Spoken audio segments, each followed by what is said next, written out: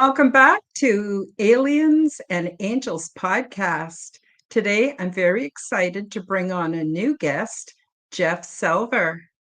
With an MBA and a passion for management and leadership, Jeff worked in banks, corporate training as a motivational speaker, and teaching mindful leadership.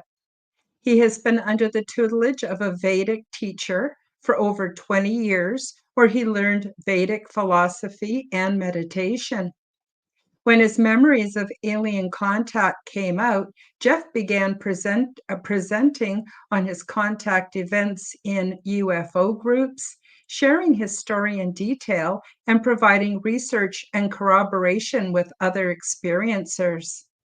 In December of 1997, Jeff experienced the Rising, which was an agreement with gray aliens to discover his soul. The Rising required him to take a leap of faith, sell all of his possessions, and begin a life traveling from place to place. What unfolds is truly an epic adventure of removal from society and living close to nature, all the while having contact events with gray aliens without his knowing. In summary, his book tells of 26 contact events with gray aliens, told in amazing detail and spread out from the years 1993 to 2017. Fundamentally, Jeff was shown that what humans understand about spirituality, life after death, dimensions, God, the soul, and psychic powers are just the beginning of what these beings are all about. And their capacity, understanding, and utilization of these is much greater than humans can imagine. Jeff's story shows that the only way we will ever be able to understand the grays is to understand the power of our own personal spiritual potential. All of the links are featured below in the description. Please do check me out, subscribe to my channels, leave me a comment, like my videos, and share my content with your friends. So without further ado, I'll bring on Jeff. Hi, Jeff. How you doing? Good, Karen. How you doing? I'm good. I'm doing good. So, I was really quite excited to find you because sometimes I have a hard time finding folks to have on as guests who have real life experiences with ETs, but also, as you know, it takes some time once we realize that we weren't imagining it, that this was the real thing. It kind of messes with our heads for a while until we put it into perspective and understand what's going on. And interestingly, many of us go on to write books because it seems to be a really good way to process our experiences. That's true. Yeah, you got it. So with that, I want to turn the floor over to you, and maybe you could start by telling us how this all started for you and how you realized you were having contact, and wherever you want to take us, I'm happy to listen. Yeah. Well, thanks, Karen. Thanks for having me. I really appreciate it. My story it's complex, and that's, I guess, the nature of it interacting with one's life, because life is complex. So, sorry. So it actually all starts in 1997, and The way I describe it is that I had a consciousness event. I've talked about it so much now, and yeah, it's this weird event of my life that had messages to abandon society and go traveling. Now, um, it was some kind of attainment. It was not something that I was looking to have happen. It wasn't something I was trying to achieve. I wasn't trying to achieve attainment or anything like that. I was self-exploring, but I didn't expect to for it to do what it did. And it's like a culmination of energy, internal energy. So it altered my inside world, and it was paired with messages like synchronicities were occurring in my environment.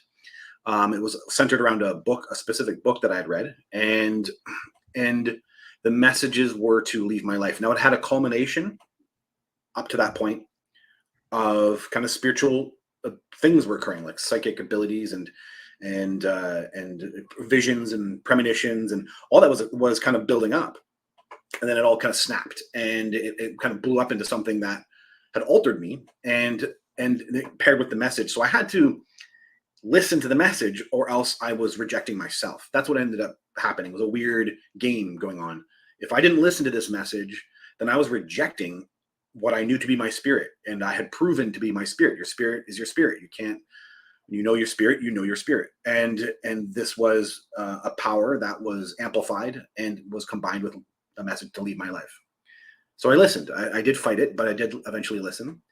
And when I did, over a 2.5 year period of traveling, backpacking, working on farms and meeting random people and hitchhiking and camping in the woods, and I was actually seeing orbs and objects in the sky quite consistently. And I didn't know that that's how alien contact can manifest. I didn't think of it like that. I didn't actually per se have any specific, like, real memory moments that there was one, but it really did like hide itself is what it did. They know how to hide themselves from your perception, and it continued for the 2.5 years that I was traveling, and then these messages and synchronicities, if you will, started having me point to a woman who I met while traveling, and as if like, hey, listen to her, kind of, think about her. And I ended up falling in love with her. She ended up becoming my partner. I followed her back to Toronto, where I met a Vedic guru, and all the message, everything. It was weird. It was like a weird period of my life filled with synchronicities, is what it was. And yeah, we saw when me and my partner got together, we saw an orb in the sky. What I thought was those in the stars who follow me. I just had a little pet name for them because it was these things that seemed to be interacting with me that I didn't quite know what they were. I didn't think it was aliens. I thought it was spiritual. And it all ended actually once I went to Toronto, met my guru, kind of grounded with my partner who would become my wife. That was it. All the orbs and all those things stopped, and that was it.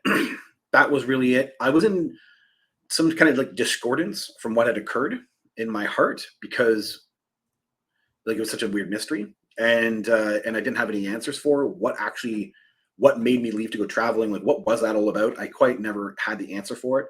And when mysterious things happen to you, you really kind of, I think your ego grabs onto it. Like, okay, something very special and mystical happened to me. Wow. And then you don't really know what to do with it though. And that's where that all got left. And then that's how it got left for 20, 2016 was when I started to go back down this rabbit hole.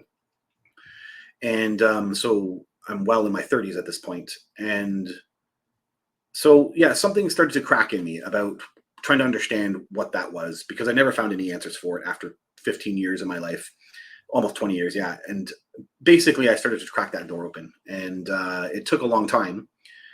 When I did, I didn't think aliens and UFOs at all. I did not go down that road. And when I always will credit Jeremy Corbell for his documentary on Bob Lazar, because as you said in the intro there, MBA, banking, working for corporations, I'd like to think I was a grounded guy. Even though this happened in the background in the past, I was a pretty grounded guy. And though having a Vedic guru, I had the spiritual stuff feeling that was part of my path, but I didn't. Aliens and UFOs are just a whole other ball game. And Jeremy Corbell's documentary just piqued my interest. It was like, oh, this is very interesting. I had read about Whitley Strieber's stuff when I was a teenager, and when I was a kid, I'd seen some TV shows on UFOs, and kind of like loved the idea of believing it, but I didn't really go down the road. Like, I didn't study this stuff. And when I saw Jeremy Corbell's documentary, I got piqued. Like, what was all that stuff I was into as a teenager? And I found a YouTube channel called Finding UFO. I'll credit that as well too. And it was, people's anomalous objects in the sky. That's all it was. All it is. It's still up. And if you start from the very first video and go all the way down, you'll start seeing these really weird objects that people film in the sky. And this was kind of before AI too. So and you can make your own choice of what you think they are. And when I started to watch those, and that, by the way, that's all it was. Jeremy Corbell's documentary, and then this YouTube channel. I didn't know what else to look down. I didn't know about researchers. I didn't know about Bud Hopkins. I didn't know about any of these people. I didn't have that information. And so I just started watching this channel. And when I did, the objects that I'd seen traveling came back.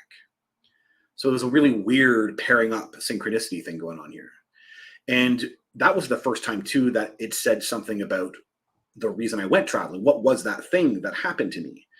And was it associated with objects in the sky? And why were those objects coming back when I'm looking at UFOs, objects that people are filming in the sky? And they behaved exactly the same. And by the way, I've lived in like high-rise condos for practically all my life, not all my life, but quite a bit. And you get used to seeing the objects in the sky, seeing weird meteors and drones and everything. And when you see something you don't understand and it behaves in a weird way, maybe streaking very fast, stopping, or curving while it's moving and then disappearing, and white orbs that look spherical, and they might be interested in responding to you in some kind of way. And that's what was happening to me. I was thinking about a UFO. I was like, hey, that was a weird video I saw.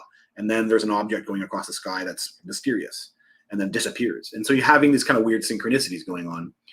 And that it actually had me a bit terrified, because I didn't know why that was happening, and I didn't know what it meant. And I actually now realize my subconscious was like, oh, this is going to be hard. when you realize what this all is, it's going to be hard on you. And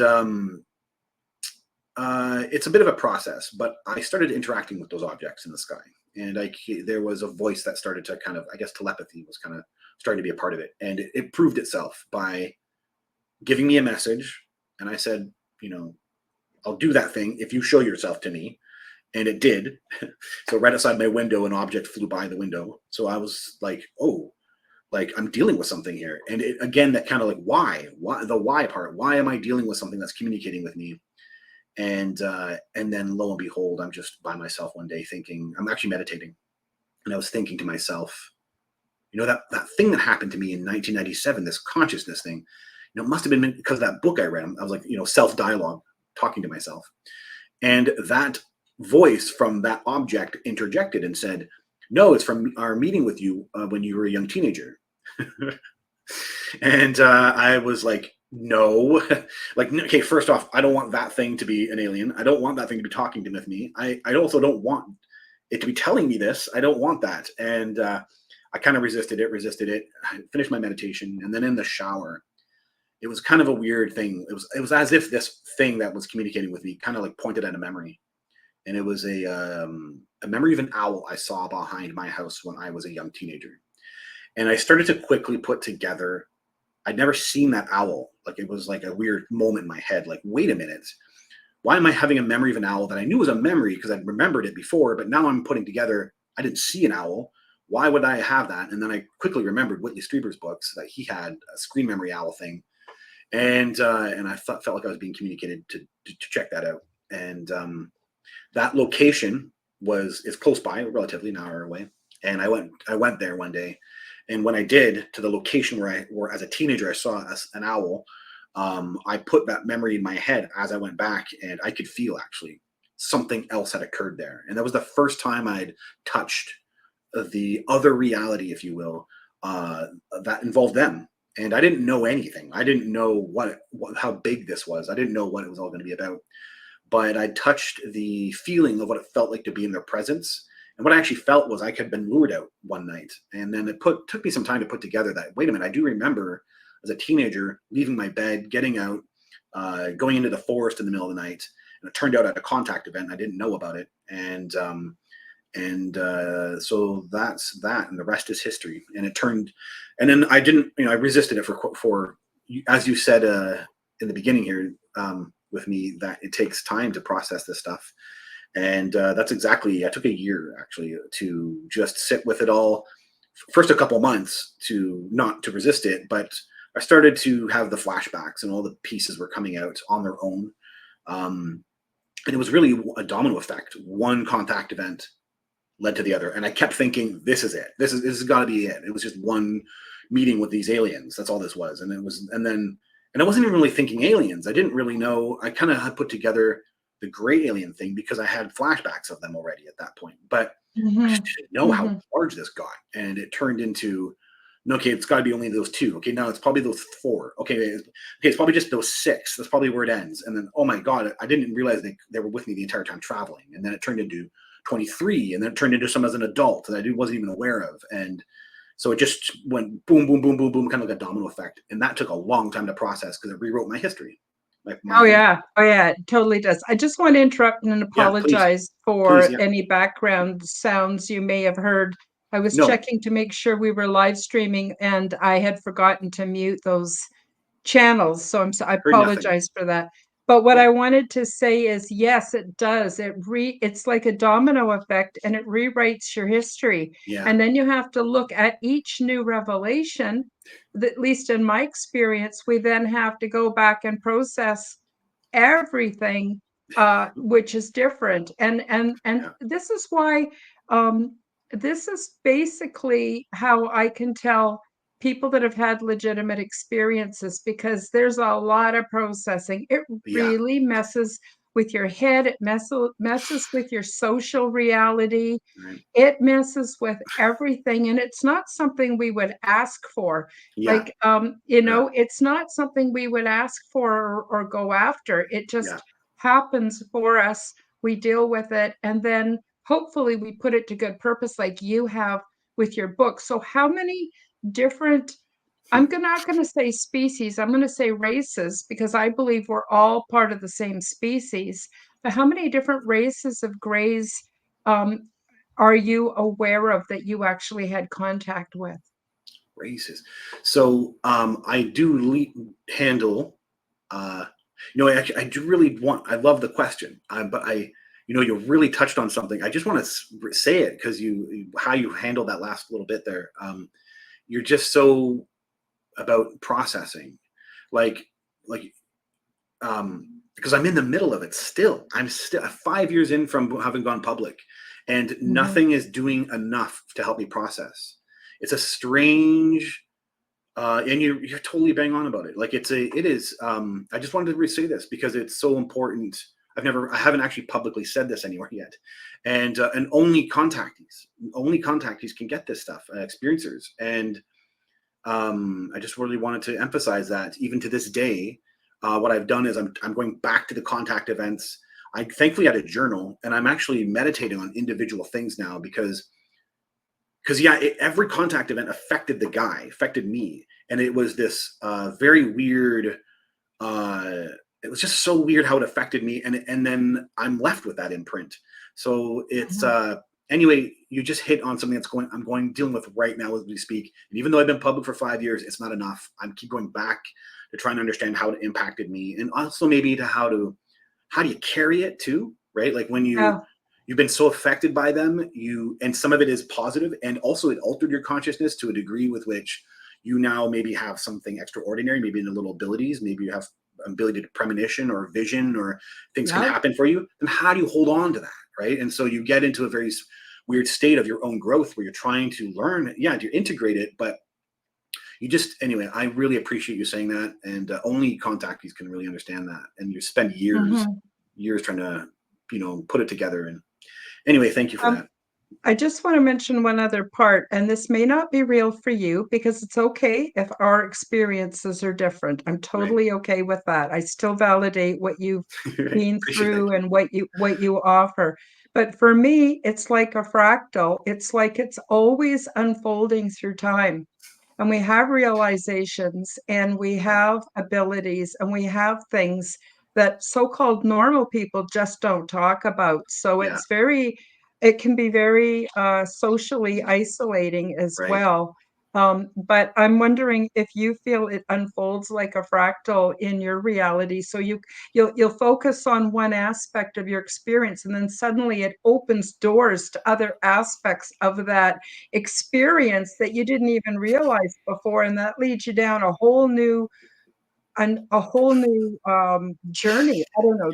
Does it work that way for Yeah. you? Yeah. I don't internalize it as fractal, but yeah, it's exactly it. It's this. Here's an example. Um, so I just recently done a presentation for a UFO group. It's kind of a group I work with, and it's on the afterlife and alien contact. And this is really fascinating me because I saw gray aliens in the afterlife. So this is a perfect example. I've probably been spending well over a year only dissecting that because, and I've had so much other stuff happen to me, but I had to start somewhere. But by doing so, I'm still in contact with them as orbs and as objects in the sky, and they got really interested in this. So then they worked with that, and so they started to give me more information that was matching some of the government stuff. I put it together in a video. It's really hard to kind of talk about, but everything you're saying here is exactly it. There's a rabbit hole almost for every contact event, if not every other third or something fourth contact event, and it's a rabbit hole that you can go down, and you can be like, hey, first off, how did it affect me? Can I communicate that or translate that for other people that helps them in any way? Or is this just something for myself? And those are the parts that I kind of try to figure out too, because is this just, am I stuck with this and I have to learn how to handle this? Or is this something I can communicate to other people that they can learn from as well too? But it is exactly what you said. The elder actually said to me in my 25th contact event, there's a code in the book. I got instructed to write the book, and she said there'll be a code in the book. I didn't really know what that means, and still to this day I don't fully know what it means. But personally, I'm understanding this now, that what you're saying, that if I was to spend energy and time on individual aspects of my contact events, I'm going to unravel details about the phenomenon, and that's what that are really mysterious. Here's an example too. I've now figured out how they did it. They were pausing time in a lot of these contact events without Yeah. telling me this, and Yeah. then they played off of it by. Anyway, I'll do a presentation on that because it's just a ton of information. But again, it helps us understand the phenomenon and how they can interact with people, and also how brilliant they are at kind of utilizing human consciousness in time and also outside of time, and playing off these Yeah. things. And so you're again bang on with that. Totally my experience. I'm in the middle of it, as you could say that. So yeah, Yeah, I also have come to look at my own adventures as being transdimensional and realizing we're transdimensional. yeah, We're yeah, told that this three-dimensional construct that we're born into is the only reality, and everything right. else is sheer madness or fiction or whatever. No, Yeah, no, I think real life is much more uh wild than what we ever imagined. Sorry, I don't mean to keep taking you away from your this topic. And no, please do come back. I'm not trying to get rid of you right now, but I'm just saying I'd love to have you back because yeah, there's so much that we could yeah, talk about that we won't be able to even get to today. So yeah. sorry for interrupting you. I just wanted No, to Karen, this is throw perfect. out the transdimensional Yeah, realization, because again, time is not the same at yeah, all when we're with them. yeah. At least not for me. I can be away for 3 weeks, come back, and it's the next morning. Right, It's like right. it's incredibly um uh I don't know what the word is, different than life, but at the same time I would never wish that I hadn't had it. I'm still grateful Yes. Yeah, that I've had this. yeah, And I think our jobs are to tell people and to show people that we're not afraid. This is a yeah, normal part of humanity that's been deleted or missing from our experience. Sorry, I'll just try to zip it and let you talk, Jeff. No, it's totally great, Karen. I actually, this is just what I love. I really love, if it's not doing interviews, it's experiencers reaching out and we have private conversations where we just share. And then this is what's going on, right? Is that a lot of people are having experiences. A lot of people don't have places to talk about them, and they're real. And these experiences are real. And the processing is all personal, and it feels very, very isolating until you find another contact. But I want to say is that I'm finding a lot of solace in the near-death experience research. Mhm. They experience timelessness also. They also, when they come back from timelessness, have advanced PSI abilities, right? So there's a link here, and the aliens clearly. What I feel is that this is the nature of reality when you're outside the body in a near-death experience, and there's this kind of fluidness going on as you merge back into this other realm. Well, the aliens are controlling it with tech, which is what tech does. Tech allows you to, isolate aspects of nature, which in this case obviously is time fields and consciousness dimensions, and then they can isolate things with their crafts and with everything, and then they can utilize. So people are still having out of time experiences, and they can control things to such a wild degree. But another aspect, it was Michael Talbot in his holographic universe. He did some NDE research, and he basically lists out the main 2 points about what the beings of light are always telling humans. One is to love. Maybe that's a given because of the end of the afterlife. We think that way. But the other is self-growth and learning. And I can't help but notice that this is what's going on with all of us contactees, where we are having we're having just wacky experiences.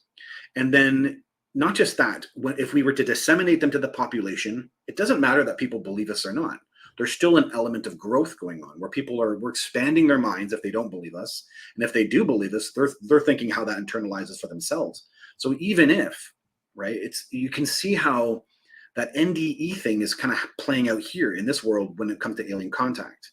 And the same to be said on the hardship for us. So we might be giving out information that's helping even bend the minds of humans, but we're simultaneously having a challenge of ourselves, which our higher self would be aware of. So Mhm. then we have to you're right. It's about, are you a victim?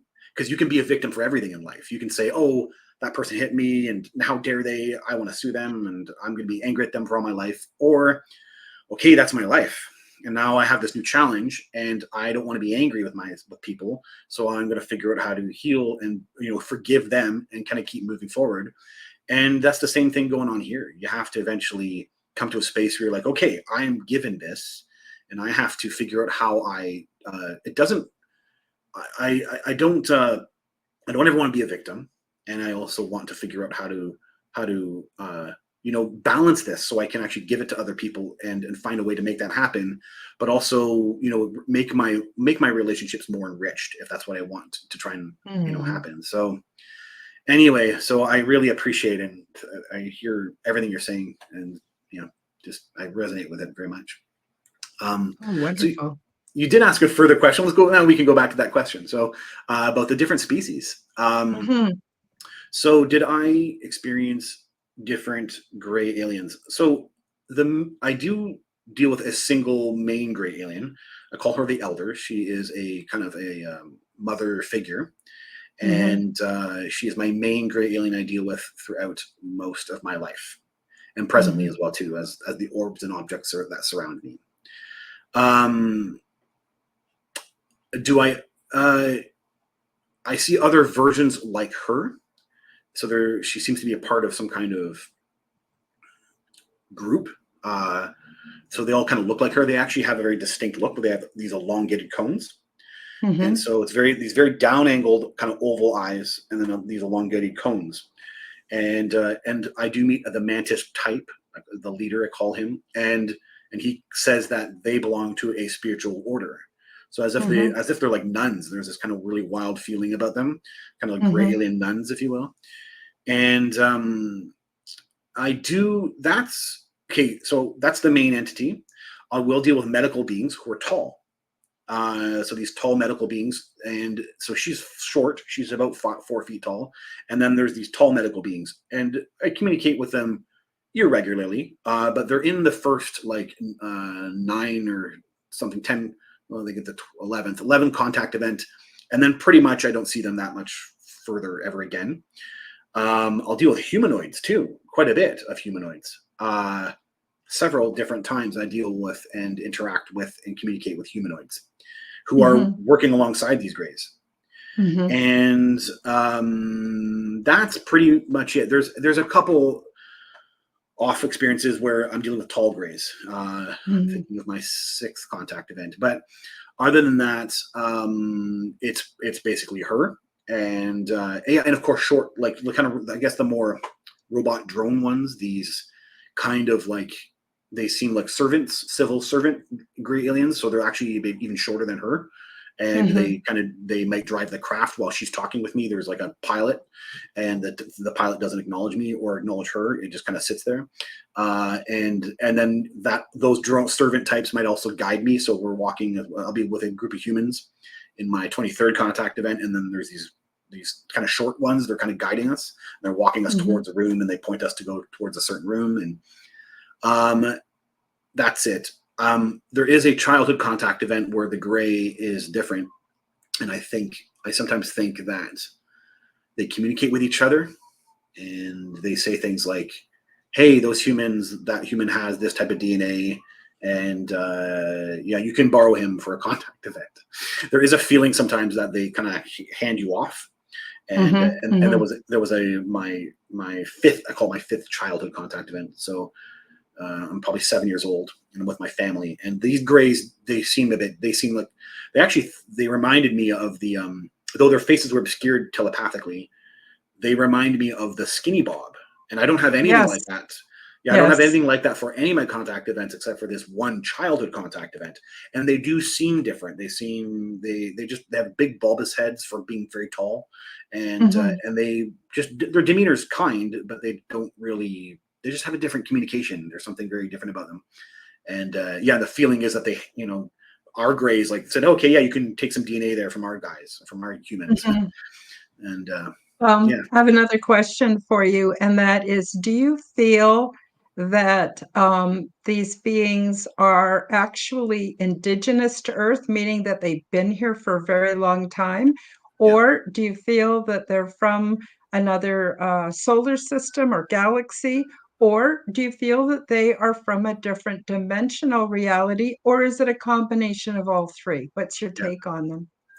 So I'm about to release a video, and you preface this so perfectly, Karen, with when you're processing this and you're going down these rabbit holes, and it becomes a fractal, sure, and you end up going down further and getting more information. So um, the whole thing about the afterlife was really confusing me, and they were they basically were very interested in telling me this stuff, the why or the where they're from kind of thing. And what they ended up telling me is, now I found an FBI document that basically repeats it, and that was written in 1947. And it's available online. You can see it online. It's their document. The FBI's a document, and it's about them interviewing aliens. And all this matched.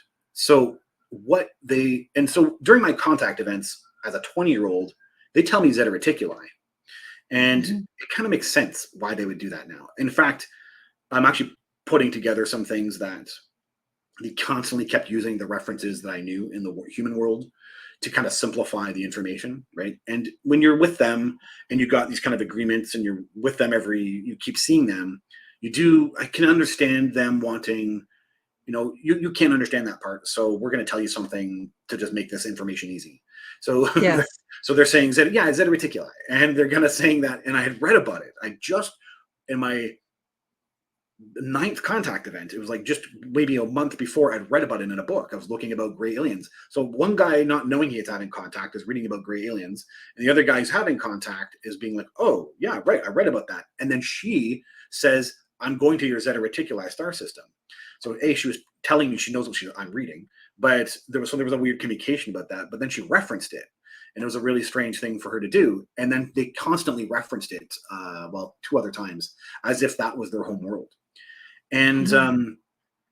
then, but there is some weirdness about it, the way they kind of handled the information. So recently, they basically started. So whether you believe it or not, you probably believe it. Because you are a contactee and an experiencer, and experiencers can believe these things, but audience members don't always believe these things. That you can get telepathy, or at least have constant telepathy from orbs and objects in the sky. And Oh so yeah. Oh yeah, yeah. yeah. So Jack Valet and Eric Davis did a paper on this, and an academic research paper on it, and the 6 layers of the phenomenon, and one of them is psychic contact with UAPs. So it happens. So the after contact in the desert, I went to the conference, and there was this kind of like change of vibration had changed, with my experience with them afterwards, after that contact in the desert. I kind of hit a peak, and I didn't know what to do with myself. And the whole contact afterwards, the orbs, when I came back from there, picked up. And there was a feeling of like, we want to tell you where we're from. And Mhm. it spanned over several weeks, these communications. But I'd go out back. I have a roof, and I'm able to see the objects. I can go out there. I can film them. I've got several different films of them. Some of them they want me to film. Sometimes they don't. And Mhm. at first it starts with robots, and then it's kind of like robot ghosts. So I knew some of these things, the paranormal stuff. I knew that they can phase and be like kind of like dimensional in that way, that the conscious and dimensional ghost realm thing, as if and she's definitely displayed poltergeist like behavior with me. And not just with me, I've been with other people, and she's displayed poltergeist like behavior. I have it on video. Susie Hansen was part of that. And so that realm, whatever that realm is. So, and the robot part being, they're still physical creatures with DNA, but there's a cyborg thing kind of going on here, where they're growing tech. That's how I kind of try to frame it with people. Grow tech. Think of growing Mhm. technology that grows, and Mhm. that fuses, that you can fuse with consciousness, real consciousness. So there still are entities, and so kind of the robot ghost thing is how it started. And then one day she says, "I'm going to tell you something you're going to find hard to believe, but we're from the future." And Mhm. so my 25th contact event, she showed me a book of the future. So that wasn't too out of place either. I said, okay, well, that's fine. What future? And she wouldn't tell me. Not tell me in the sense of like, there's still more comprehension I still have to do. So they kind of left it at that. And then while researching the NDE, the near death experience stuff, I I was floored to find out how much of it matched alien contact. Mhm. People experience spirit tech in the afterlife. So do Mhm. they also do on alien craft. They experience timelessness in the afterlife. So they also do on alien craft. Some of the small stuff, robes. How many contactees draw pictures of their aliens wearing robes? And that's what people also see, people wearing robes in the afterlife. Books.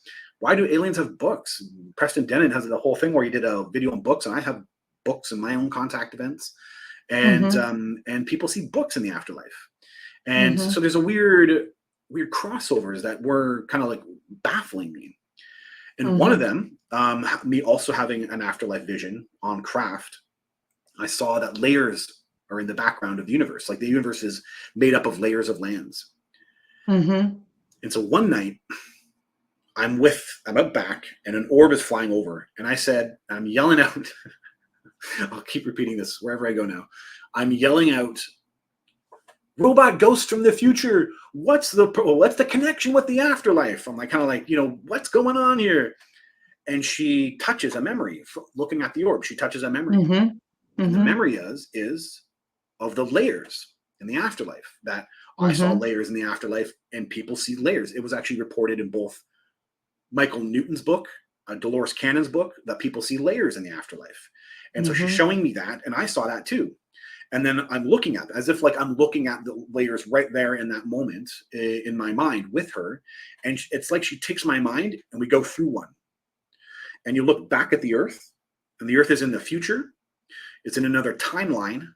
So these feelings are visceral. These weren't like a little feeling images this was more information than zeta reticuli ever was. This was a Mhm. visceral, it was like a download. It actually was so thick and real. So it was in the future, in another timeline, and it was a like an etheric, like a paranormal realm was over top of it, Mhm.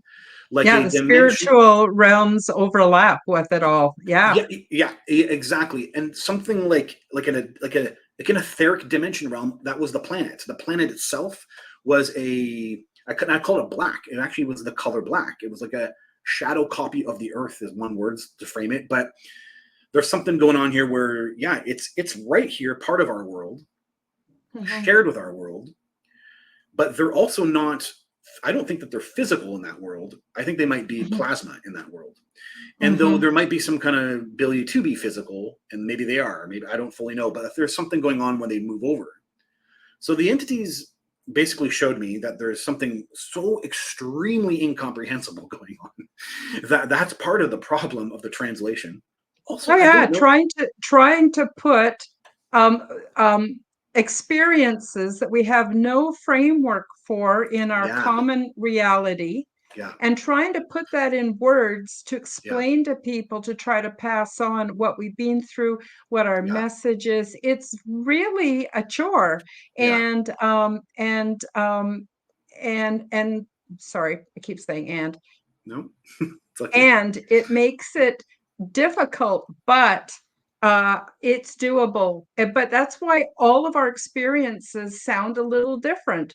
You read, Right. books by different people, and you get a different take on it because we're filtering out all the best we can, trying to put it into English, which is a ridiculous language in the first place. I just want to say, Jeff, I need to take a moment Yeah. to play a promotion. It's only Oh a yeah. minute and a half long. When we come back, though, I've got some other questions I want to ask you, and I want to get more into your book, if you don't mind. It'll only Sure. be Sure. like a minute and a half. We'll be Nope. right back. Yeah. Hi, guys. Break time for a short message. Are you looking for the perfect, unique seasonal gift? Check out Zendone's Orgonite. They are my unique brand of orgone generators, and they are affordable, ethically sourced, handmade, and double charged for maximum effect. They are only available through my website, KarenHoltonHealthCoach.com. These beautiful devices are simple compounds which balance ambient energy by converting negative energy and EMF into positive healing energy with many easily confirmed health benefits. They help diminish the harmful effects of negative energies and EMF by attracting and converting them, retuning them into new and more healthful sound and light wave patterns.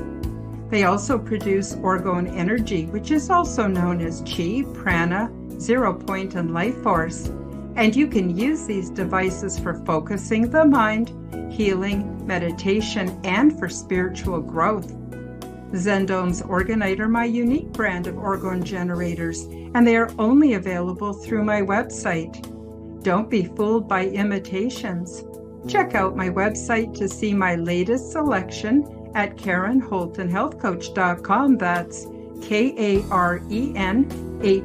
KarenHolton HealthCoach.com. Check them out today. Now, let's get back to the show. We're back. So, one question I wanted to ask you, Jeff, is um, did your experiences originate through the use of psychedelics like ayahuasca or psilocybin or DMT? Did you have to use psychedelics to go where you went, to understand what you stood, to see what you saw? You don't. Do you mean the contact event, or do Yes. you? Yeah. No. No. No. Nothing like that occurred. No. Yeah. Yeah. Yeah, I don't. same for me, actually. I actually had my experience while I was taking a break from cannabis.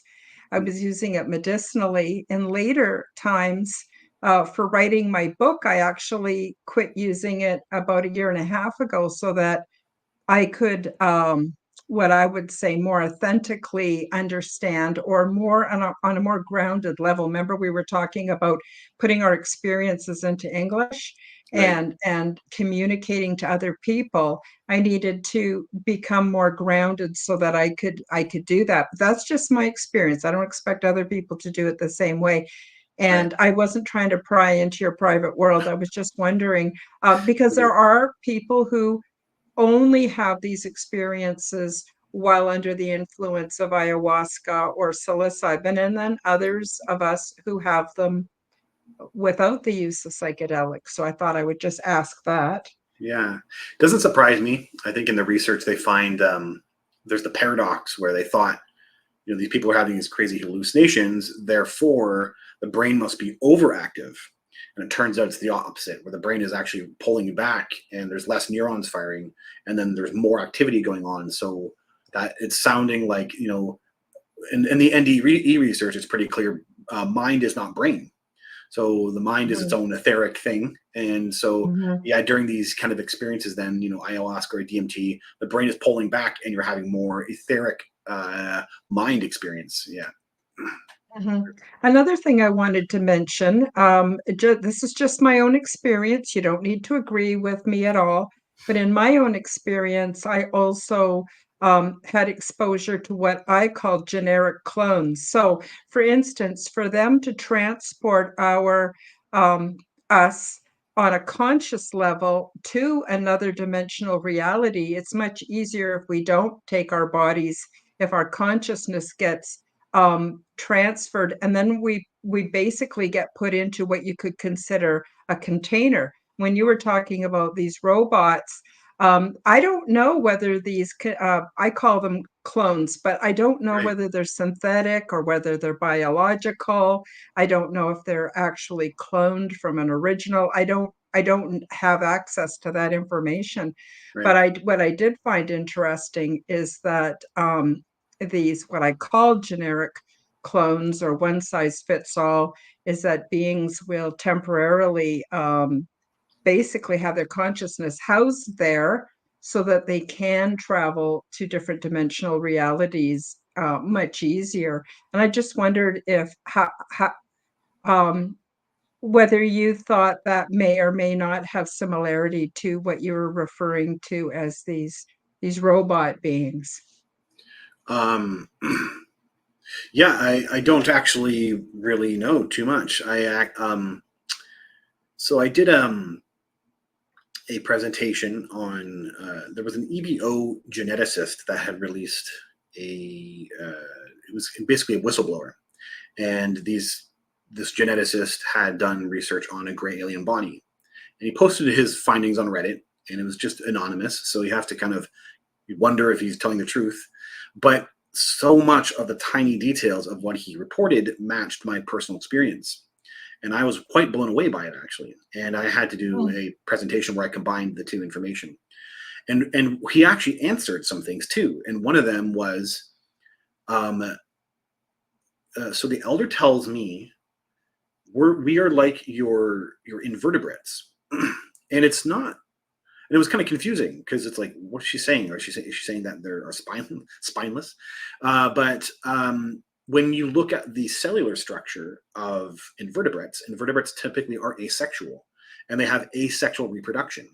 And well, that is pretty consistent with the experience of gray aliens, that they're asexual, and though they have consciousness identities, which may be, mother, female, or something, or male, their bodies are typically, and I actually do see my gray alien's body in the 23rd contact event, and she has no visible signs of her sex, and so she is asexual, and the cellular structure, therefore. Oh, and she also explains to me how they create themselves, and so they create themselves in test tubes, and that would also be consistent with asexual reproduction. So the Mhm. idea that they're not combining the two, they're actually reproducing from a single cell, and then they're basically producing and they're producing their species that way, and that is how some of the um, invertebrates do, worms and such, right? That's exactly what worms do in our own society, or in our own world. Um, so I think that it's a combination of that with the cyborg thing. I think that there's tech put into them. I think that, Mhm. and then I think that there might be variations. I don't really know if these little guys are actually robots, like literal robots. I don't believe that. I'm convinced from everything I know about them that it's what you're kind of describing, that there's actually consciousness housed in them. Like they might Mhm. be. I've actually kind of joked that we can never know that one of those might be one of the cows they mutilated. I actually said they probably do. The entities that I know do exchanges. They Mhm. do exchanges. So if they're going to take a cow and mutilate it, I'm telling you, they're communicating with that cow. And I wouldn't doubt that they're saying, "Hey, why don't you come join our society? Because look what you've become in this one. So come and join ours." And the thing becomes like a little tiny gray robot, and it's the consciousness of that. I'm not really knowing that that's what happens, but I'm just saying that Mhm. I wouldn't doubt scenarios like that. That those little guys actually still are consciousness, and that it's consciousness fused into a robot-like thing that's growing. Uh, Mhm. and yeah, and I also do agree with you that um, and since having this information that they're originating from a shadow copy Earth, an etheric Earth, a dimensional Earth, whatever this is, a dimensional Earth in another timeline and in the future, then what's the point of her having these bodies? She actually shows me she lives on Venus, Mhm. and the whole point is that yeah, it helps them interact in our world, in our dimension, Mhm. and that's it. And it's just clothing for them. There's no constraint Yeah. because she can actually just literally leave consciousness from her body, or she can pull it. Mhm. She can literally transfer her mind somewhere else, or she can literally pull her entire consciousness out anyway. So there's no problem for her to be a physical body like a gray alien while she's in her dimension, and to have a house for that, to have a location where she still houses that body like we would have a house. But Mhm. just Mhm. her personal experience is a much more varied than our own personal experiences. Um, Mhm. Now I'd like to get a bit more into your book. Do you want to tell people why they would want to buy your book, how it will benefit them, how it will benefit their lives, and probably an important part of this is how it will prepare them for contact, which seems to be inevitable in our near future? Yeah, thanks. That's a great question. So my book is The Rising, the alien plan to build an enlightened city on Earth.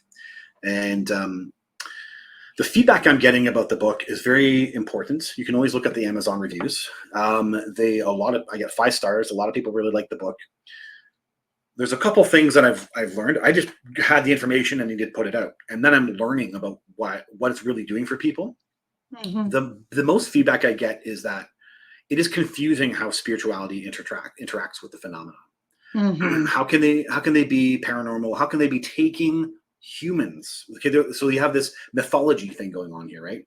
They're abducting you in the middle of the night, taking your body, doing horrible biological experiments, and then they're setting you back, and they don't care about you. And they put all this into a picture. They put the entire thing into a picture: the afterlife, the spirituality, their interest and ability to you know maybe elevate human consciousness. Like could they be the ones responsible for creating some humans enlightenment in the past, right? And they're showing that they can do this type of stuff with me. They Mhm. did that with me in the experiment that I did with them.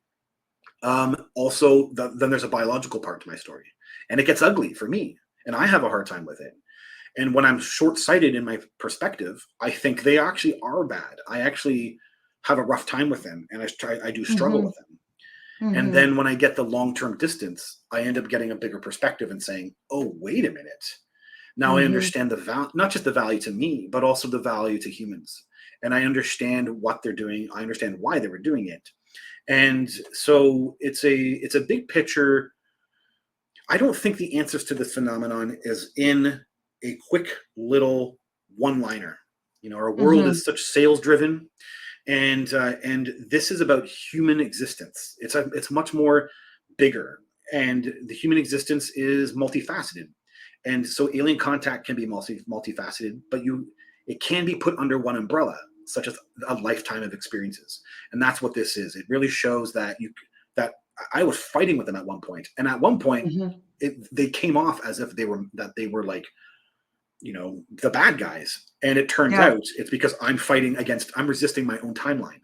I'm Yeah. resisting my path. And so I'm fighting with them about that fight. And it turned out to be a fight kind of against myself. And when I kind of released to it, I go in the right direction and they help with that process. So it's not about, maniacal demon aliens. This is actually about maybe entities that can see, if they're from the afterlife, then they're able to look at lives, not just a human. They're looking at a whole Yeah. life, what they're Yeah. doing. And that's what Absolutely. my book shows, is this huge big picture that we can't deny. That's intertwined with the phenomenon. So that's one.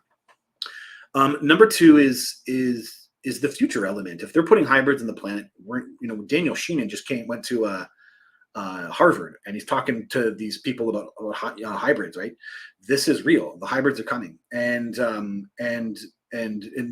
wasn't John Ramirez said that Lou Elizondo. They were hoping the Pentagon was hoping Lou Elizondo would start talking about hybrids, and Hmm. so this is real deal stuff. They're coming, and it looks scary. It just is. I don't think there's a way for it not to look scary for humans. So again, when you understand the big picture stuff, and so they Hmm. put it all into one book, right? They put it all into one story. You got the afterlife, the fact that they can be there, human enlightenment, human consciousness development. That's interesting to Hmm. them, their ability to do that. The biology, the appearance of the negativity that they might be fighting with you. The alignment. They set me up with my wife, so it's got that Evie Longren, love, a Cupid. Yeah, I think she calls it. I can't remember what she calls it, but it's kind of twin flame thing going on there. So Hmm. there is an alignment that they actually are aware of and they wanted. Right, it's very interesting. And then they combine it with the hybrids, and that the whole thing actually, from pretty much when the biology starts, is actually all about hybridization. And I wasn't aware of it. And then I begin, as an adult, I'm told that information and I see the big picture. And it all turns out to be all very highly spiritual, is what it is. It is a Hmm. spiritual process. And so and then it's really a package. At the end, she does tell me to write a book. So it becomes really clear that this was their message, and their message to humans, that, they might be kind of emotionally detached, but so was the Buddha. Yeah. Right, that's the bottom line. And yeah, they might seem as a threat, but so was Jesus. Right, so that's Yeah. why they crucified him. So there's high ideas can come off sometimes as not that. And Hmm. it was proven to me. That's the whole thing. It's proven to me, and that's what my story is the proof that this is good for us, and it's going to be positive. It's going to be evolution of a scale that it's not in anything we have yet. We don't have this yet, and Hmm. it will evolve us, and it will be beautiful. Hmm. Thank you for that. Wow, that's incredible. Now I'm going to have you back. I hope you don't mind. No, Karen, I And don't mind. It's been a pleasure. I've also been getting I just get things that come to me, and if they keep coming to me over and over again, I know I'm supposed to do it. So I'm thinking of putting together an online conference of experiencers with the theme of how to prepare for contact, Right. things people can do to prepare themselves. I'll be in touch about that too, so Sure. that in case you would like to participate. And Sounds great, Karen. I Yeah, think definitely. I think it's really, really valuable stuff. I'm so glad you came on the show today. And unfortunately, we don't have time to get into everything. But like I Yeah, said, we'll have you back. So sounds great. before you go, I'd love it if you could tell people where they can find you. The links are going to be in the description, but a lot of people will be listening to this on an audio platform, maybe while they're driving their car. And it's Right. good just to kind of let them know, um, you know, um, um, with your voice, where they can find you. And it just helps them to remember later on to look it up. Yeah. My website is my name. So www.jeffselver.com. JEFFSELVER.com. There you can find, at the bottom of that page, you can find my links to my YouTube channel, which I post a lot of. I'm still discovering and still researching my own content, and I put a lot of stuff up there, and a lot of people learn from it, and I get a lot of good reviews. This helps people understand the phenomenon when a person like me just delves into his own content and tries to understand it. So that helps other people. And everything is there. The book is there. I got 2 books. I got a workbook as well too, a spiritual workbook to help with all of this for people. And yeah, a Facebook page, all that stuff. It's all there. So Wonderful. Yeah, really great. Well, like I said, I really appreciate you and the work that you're doing and have thank you. done, and for your courage, because it's Thank not you. easy to come out and Agreed. tell people, about our experiences. Lavera says, awesome stream, very thought-provoking. And Beautiful. thank Thank you, you. Lavera, for joining us as Yeah. well in the live chat today. And with all of that being said, I guess it is time to end the show. And we'll talk to you all again soon. And we'll see you all next week on Aliens and Angels. Bye-bye, everybody. Bye.